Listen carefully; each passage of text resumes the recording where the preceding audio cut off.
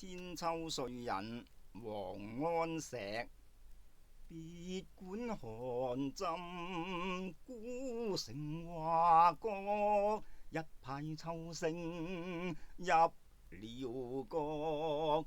冬歸雁從海上去，南來雁向沙頭落。